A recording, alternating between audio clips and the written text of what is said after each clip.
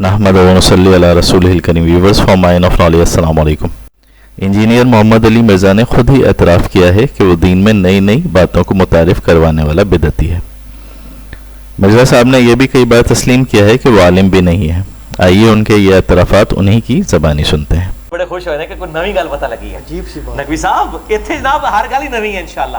Newton تے Einstein نو degree دی لوڑ نہیں ہوندی. یہ ڈگریاں تے نیوٹن اور آئنسٹائن ہوتے ہوندیاں نے. نیوٹن 8ویں کلاس میں اسکول سے بھاگ گیا تھا، مجھے کہتے ہیں ڈگری لے کے آؤ. ہم کہتے ہیں نیوٹن کے پاس کون سی ڈگری ہے؟ نیوٹن کے اوپر پی ایچ ڈی ہوتی ہے فزکس کی. نیوٹن اور آئنسٹائن کو ڈگری کی ضرورت نہیں ہوتی ہے، یہ گاڈ گفٹڈ. جواب آپ بتائیں نا. پھر یہ تو میں کیا جواب بتاؤں گا؟ ان سے پوچھے نا جو علماء ہیں. میں یہ جواب دوں گا جو شیعہ دیتے ہیں. اب سوال یہ پیدا ہوتا ہے کہ ایسے غیر علم بدعتی شخص اور غامدی جیسے گمراہ لوگوں کے پیچھے ایک دنیا کیوں معتقد بنی ہوئی ہے؟ تو بخاری شریف کی حدیث مبارکہ اس سلسلے میں رہنمائی فراہم کرتی ہے، جس کا مفہوم ہے کہ قرب قیامت میں علم اٹھا لیا جائے گا اور لوگ جاہلوں کو اپنا پیشوا بنا لیں گے، جو خود بھی گمراہ ہوں گے اور دوسروں کو بھی گمراہ کریں گے. مرزا جہلمی اور غامدی بھی انہی قبیل میں سے ہیں.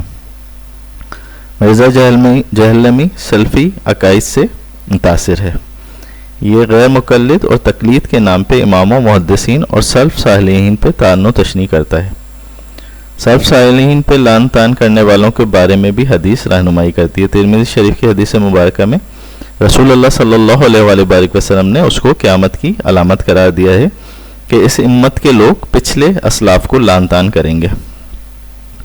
مرزا جہلمی نے صحابہ کرام علیہم رضوان سے لے کے امام ابو حنیفہ اور بعد کے بزرگان دین پر بھی زبان دراز کی ہے.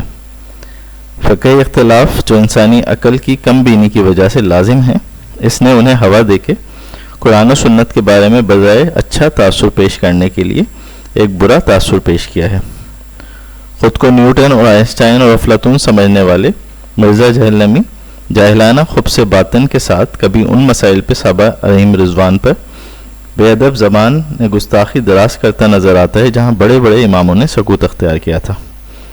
تو یہ کبھی ائمہ، اماموں اور محدثین کی فقہی اختلافات پہ بات کرتا ہے اور تمام امت بشمول اہل سنت، اہل حدیث اور اہل تشیع حضرات سب کے سب کو گمراہ قرار دیتا ہے، جبکہ امت کے بڑے گروہ کے ساتھ وابستہ رہنے کا حکم خود حضور صلی اللہ علیہ وآلہ وسلم نے بیان کیا ہے. ترمذی اور ابن ماجہ کی حدیث مبارکہ ہے کہ رسول اللہ صلی اللہ علیہ وآلہ وسلم نے فرمایا، میری یہ امت 73 فرقے ہو جائے گی، ایک جنتی ہوگا، باقی سب جہنمی. پوچھا گیا، یا رسول اللہ جنتی فرقہ کون سا ہوگا؟ تو فرمایا وہ جماعت ہے، یعنی مسلمانوں کا بڑا گروہ جسے سواد اعظم کہا جاتا ہے. اور فرمایا کہ جو اس سے الگ ہوا وہ جہنم کے لیے الگ ہوا، یعنی بڑے گروہ کے ساتھ نجات وابستہ ہے، نہ کہ مرزا پارٹ 2 جہلمی سے نجات وابستہ ہے جو خارجیوں کی طرح جماعت سے علیحدہ ہو چکا ہے. انجینئر محمد علی مرزا کی گفتار بنی کا شکار آج کل کی نوجوان نسل اور لبرل طبقہ خصوصاً ہو رہا ہے، کیونکہ اس طبقے کے پاس دینی علم کی کمی ہے، اور دوسرا یہ کہ مولویوں سے یہ خار بھی کھاتے ہیں. لیکن انجینئر صاحب جیسے خارجیت پھیلا رہے ہیں اور لوگوں کو متاثر کر رہے ہیں، خارجی فلسفے کے تحت مسلمانوں کی اکثریت کو گمراہ قرار دے رہے ہیں، تو انہی کے اصول اجماع کے تحت مسلمانوں کے تمام مکتبہ فکر نے مرزا صاحب کو گمراہ اور بے دین قرار دیا ہے. یاد رہے، مرزا جہلمی جہاں پر مکتبہ فکر کے ہر مکتبہ فکر کو تنقید کا نشانہ بناتا ہے، وہاں اس نے اجماع امت کے اصول کو کم از کم تسلیم کیا ہے. اور یوں بقول شاعر، لو آپ اپنے دام میں صیاد آ گیا کہ مزداق، اصول اجماع کے تحت مرزا صاحب خود امت کی نظر میں حتمی اور قطعی دلیل کے ساتھ گمراہ پائے گئے ہیں. کہ نبی صلی اللہ علیہ وسلم نے فرمایا کہ اللہ تعالیٰ میری امت کو کبھی بھی گمراہی پر جمع نہیں ہونے دے گا، یعنی پوری امت ایک بات پہ کٹی نہیں ہوگی، ایسی کوئی بات کہ جو گمراہی پر مبنی ہو. تم جماعت کو لازم پکڑ لو، جماعت پر اللہ کا ہاتھ. اہل سنت کے مولانا کوکب نورانی، مفتی طارق مسعود اور اہل حدیث کے حافظ ابو یحییٰ نور پوری نے مرزا جہلمی کی گمراہی پہ مہر ثبت کر دی ہے. لہٰذا عوام الناس اور اللہ سبحانہ و تعالیٰ کے اصل دین کے متلاشی مرزا کی تعلیمات سے دور رہیں، کیونکہ یہ شخص دین سے اور علماء سے لوگوں کو متنفر کر رہا ہے اور یہ خارجیوں کا فعل ہے. دیکھیے یہ تو مرزا صاحب کا اپنا فارمولہ ہے. وہ کہتے ہیں کئی مسئلے ایسے ہیں نا، وہ کہتے ہیں جی دیکھو دیوبندی بریلوی علیہ سارے متفق ہیں، یہی بات، یہ تو اجماع ہے اس بات پر، آپ سنا ہوگا کئی دفعہ. تو وہی اجماع جو ہے ان کا اپنا فارمولہ اپنے اوپر بھی فٹ ہو گیا ہے کہ بریلوی دیوبندی اہل حدیث سارے اس بات پر متفق ہیں کہ انجینئر صاحب گمراہ ہے.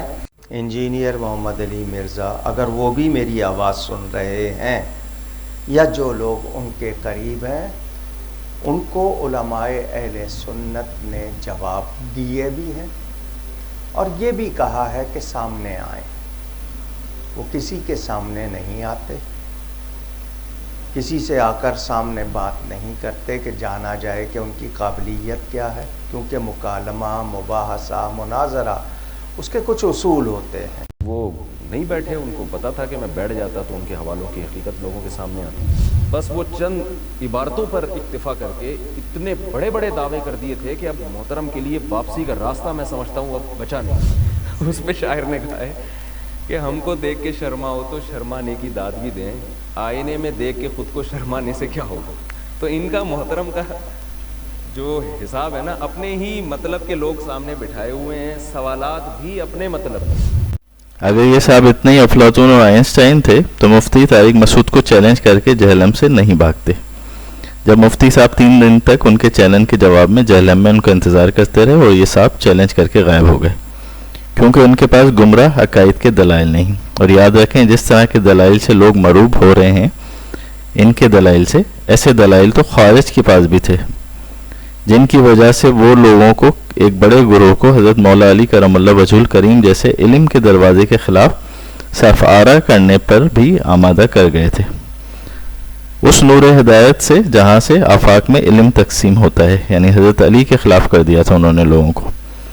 خارجی وہ لوگ تھے جو امت کے بڑے گروہ سے خارج ہوئے اپنی گمراہی کی وجہ سے، اگرچہ وہ نماز روزہ و شب بیداری میں سبقت کرتے تھے، مگر حضرت علی کرم اللہ وجہ الکریم سے جنگ صفین کے دوران اختلاف کی جرت مرزا جہلمی کی طرح علم کے خاتمے کی اور قرآن پاک کی آیت ان الحکم الا للہ، حکم صرف اللہ کا، پر اپنی کوتا بینی کی اور کم علمی کی بنا پہ دلیل لائے کہ حضرت علی کرم اللہ وجہ الکریم نے انسانوں کو ثالث بنا کے اس آیت کی خلاف ورزی کی ہے اور معاذ اللہ کفر کیا ہے.